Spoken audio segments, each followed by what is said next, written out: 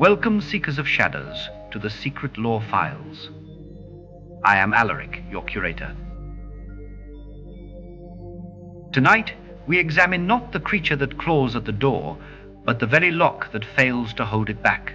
The archive has yielded a document of such complex internal paranoia, such elegant temporal cruelty, that it could only have originated from the dark heart of the organization that calls itself the Foundation. They have spent untold centuries perfecting the art of secrecy, not just from the world, but from their own ranks. What you are about to hear is the synthesized file concerning SCP-005, a file so heavily guarded, so intrinsically linked to the temporal security of their entire operation, that unauthorized access is punishable by immediate, lethal sanction. Do not mistake the clinical language of this report for a lack of terror. When the men who contain the abyss turn their sophisticated deception inward, maintaining their own reality becomes a paradox built on a foundation of lies. Listen closely, my guests. I recall vividly the time when the greatest paradoxes were etched onto temporal walls, not stored in digital files. Let us see how the modern wardens manage their own self-inflicted wounds. Chief Inspector Martel, ID F99907-337, Level 4, Personnel Class C, initiating recording for the comprehensive review of SCP-005 documentation. This synthesis is mandated by Overwatch Command to clarify the operational history and current existential status of the object following persistent discrepancies in intersite data transfer protocols. This report is now being transcribed for archival review. Briefing. The subject of this dossier is SCP-005, currently classified as safe, an ornate skeleton key capable of opening any mechanical or digital lock with relative ease. The primary location for the key's operational context is Site 17, although the artifact's current containment is recorded at Site 10. This extensive review is necessary to reconcile conflicting narratives, falsified discovery records, and the object's involvement in complex temporal manipulation protocols, thereby providing a comprehensive narrative summary as ordered by the SCP Council. The findings indicate that SCP-005's existence is inextricably linked to a successful high-risk causal loop engineered by the 05 Council. Description and containment parameters. In its physical form, SCP-005 resembles an ornate key characteristic of those mass-produced in the 1920s. The primary anomalous effect is its ability to bypass all locking mechanisms, encompassing both mechanical and digital systems. The key's initial discovery involved a civilian utilizing it to infiltrate a high-security facility, indicating its inherent security risk even before Foundation custody. Due to its utility, SCP-005 is maintained under special containment procedures, mandating approval from at least one Level 4 personnel for removal from containment. Standard operational parameters strictly forbid its use for trivial tasks, such as vending machine repairs or personal use, with removal from the compound resulting in immediate termination. This reads like a procedural drift correction indicating past misuse or low-clearance personnel exploiting the anomaly for convenience, a persistent failure in asset accountability. Observe the immediate irony.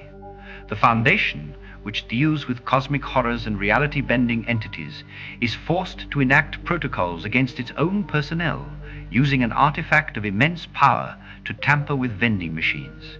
This is the enduring weakness of the mortal custodian, the urge to exploit power for petty convenience. Their greatest threat is rarely the monster in the cage, but the small, ravenous ego of the keeper. The immediate termination clause is their brutal attempt to restore discipline, but the damage to their credibility internally is already done. Appendix A. Analysis of cognitive abilities. Further testing established that SCP-005's effectiveness is compromised when the locking device is heavily disguised or concealed, failing in approximately 50 of cases where the volunteer could not identify the mechanism as a lock. This inability to bypass a functionally disguised system has led to the tentative classification of SCP-005 as sentient. While no traits prevent it from identifying a device, the necessary cognitive step of identification seems requisite for effect activation. Theoretical commentary. Commentary cognitive science. The dependence of the anomalous effect on the observer's or wielder's recognition of the conceptual object, locks, suggests SCP-005 operates not purely on physical or topological laws, but rather through a limited form of reality manipulation contingent upon perceived identity. The key unlocks the concept of locked rather than the physical structure, which places its operational parameter far outside standard mechanical physics. This is where the true terror begins. The key does not simply violate physics, it violates meaning. It confirms a truth I have long known, that the concepts we invent to organize our world's security, boundaries, certainty, are flimsy constraints. If a key can unlock the idea of being locked, then the Foundation's entire mission is built upon the shifting sand of human perception. It reveals that the key possesses a frightening, yet rudimentary, understanding of conceptual reality. Addendum. Operational history and true nature. The historical record concerning SCP-005 is intentionally obfuscated by thousands of fabricated decoy files, as detailed in the SCP-005 Proposal Hub. These decoys were designed to be indistinguishable from the true file, and are protected by a memetic keel agent designed to induce immediate termination in unauthorized personnel attempting access. This extreme informational security measure underscores the object's strategic value and the necessary maintenance of the veil. The true history of SCP-005 reveals that the item currently designated as SCP-005 is, in fact, SCP-0051, and its recovery was the result of a highly complex O5-sanctioned temporal manipulation event known internally as Operation Alexander Solution. A memetic kill agent. How efficient, how utterly cold. The Foundation does not simply hide its truth behind a door. It hides it behind a cognitive trap that instantly annihilates the seeker. The necessity of using immediate, lethal force to protect an internal document speaks volumes about the magnitude of the secrets contained within. They are so desperate to maintain the illusion of control that they have institutionalized paranoia, transforming information security into a form of active psychological warfare against their own staff. One must admire the sheer ruthlessness of that protective measure. Project Pluto and Project Charon. The object is tangentially related to a separate, high-priority investigation known as Project Pluto, initiated by Overwatch Command to find a means to open an indestructible, large, anomalous gemstone referred to as the Lock. According to Dr. Jan Mamirsky's internal reporting, Charon Part 1, Nakia, this object, contained at Site-10, possesses a lock-shaped hole and is rumored to contain catastrophic, possibly universe-ending, potential. Dr. Mirsky and Dr. Quentin Hack were assigned to this project with unlimited resources to achieve the objective, open the lock at all costs. Dr. Hack vanished and was subsequently declared missing, though he later reappeared to Dr. Mirsky at Site-17. Dr. Hack revealed that the Foundation had long been aware of the locks and that its true recovery date, 1968, was deliberately changed to 2003 to conceal the fact that the lock was already unlocked. He introduced Dr. Mirsky to Project Charon, a compartmentalized initiative focused on the consequences of the lock's open state. Hack confirmed that SCP-005 or SCP-0051 was the key that opened the lock, but they were prevented from using it on the lock again because it would reveal the truth to the Pluto researchers. Procedural commentary. Tactical assessment. The creation of high-level, compartmentalized disinformation networks. Project Pluto versus Project Charon, and the mandated falsification of major discovery dates 1968. 2003 demonstrates extreme operational paranoia at the highest levels of the Foundation. While necessary for controlling information hazards, the reliance on such elaborate internal cover stories is a drain on resources and increases the risk of catastrophic informational collapse if the security envelope is breached.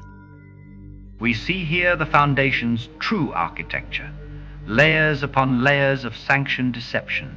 They have successfully created a reality where one high-level team is dedicated to solving a problem that a parallel high-level team knows has already been solved. This is not governance. It is a desperate act of self-preservation through deliberate ignorance. The fear of catastrophic informational collapse is palpable. The fear that if the left hand knew what the right hand had already done, the entire edifice would crumble under the weight of its own contradiction. The Alexander solution and causal looping. The mechanism by which the Foundation secured SCP-005 is outlined in the debriefing from 056, the Keysmith's Bootstrap. SCP-005-1 was required to be recovered in 1969 to fulfill a temporal causality loop. 1. SCP-196, a contained person of interest, CPOI. Aware of the anomalous workings of SCP-2367, a temporal displacement anomaly was assigned temporary E-Class status under the guise of assisting staff. 2-056 deceived SCP-196 into believing it was the target of an imminent kidnapping attempt. Operation Alexander Solution. 3. An intentional fault was introduced into SCP-196's E-Class access card, necessitating its use of SCP-0051 to access SCP-2367. Staff working on SCP-2367, who were subsequently amnesticized, primed the anomaly to displace SCP-196 to the year 1969, thereby completing the required temporal loop. In 1969, SCP-196, utilizing SCP-005, attempted to access Site-17. SCP-196 was terminated by security at the gate recorded as an elderly, unknown assailant, and SCP-005 was recovered. 6. This recovered instance, the future SCP-0051, was initially classified as SCP-0052, then designated SCP-005, and later redesignated SCP-0051 when it was moved to Site-10.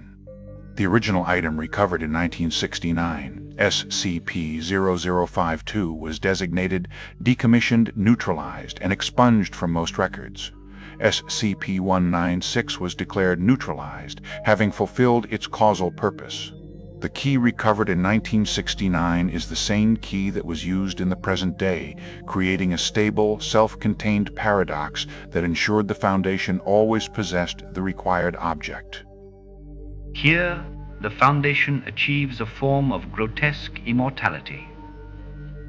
They sacrifice a mortal soul to ensure the eternal loop of an object. They did not just use SCP-196, they manufactured his fate, weaponized his paranoia, and drove him into a temporal slaughterhouse, merely to retrieve a tool they already possessed, but needed to have possessed in the past. To be declared neutralized, having fulfilled its causal purpose, is perhaps the most chilling epitaph a mortal can receive. It speaks to the utter disregard for human life when the structural integrity of the timeline is at stake. Topological commentary. Theoretical topology. This successful execution of a closed-loop temporal causality mechanism, facilitated by SCP-2367, is a critical stabilizing factor for the artifact's existence. The object is a bootstrap paradox. It has no discernible origin outside of its own timeline, a condition that secures its functionality but renders its initial genesis fundamentally unknowable. The operational success of this paradox ensured the integrity of the architect, a term referenced in the 056 message that likely refers to the fundamental structure of the Foundation's timeline relative to the anomalous. Supplemental Addenda. The following documents were deemed of secondary relevance to the core SCP-005 file, but are included here for contextual completeness, as they pertain to other groups of interest GOIs or peripheral Foundation personnel incidents. Article 1, Heartless Detective Agency, Parts 1. 3. Relevance Claim. This document is believed to be relevant due to its extensive detailing of major groups of interest operating outside immediate Foundation containment parameters. Evidentiary Summary. This three-part tale details the investigation by private investigator Jacob Hartless into the Sarkic Karsists, Iga Volodya and Wilhelm Reinhardt, Aaron Lisowski, their use of bio-anomalies, segmented worms, and their association with mundane criminal elements, Jaime Weiss. The investigation was commissioned by the Gallant Society and culminated in a confrontation engineered by Hartless that involved the Chicago spirit Richard Chappell. The narrative is centered in Chicago and details high-level inter-GOI conflict and the exploitation of anomalous biotics. No direct evidentiary link to the primary anomaly was found in this document. Investigators note, as no evidentiary link was established, a conclusive opinion cannot be rendered. This document primarily serves as a profile on low-level group of interest interaction dynamics, which is outside the immediate scope of this artifact review. Article 2, D1 Relevance Claim. The document describes a D-class subject, designated D1 James, whose memory fragments hint at an unidentified key being recovered from his containment area, potentially linking him to unauthorized testing of SCP-005 or an incident related to its displacement. Evidentiary Summary. D1 recalls a time when researchers removed a fancy-looking key from a hole in his bed.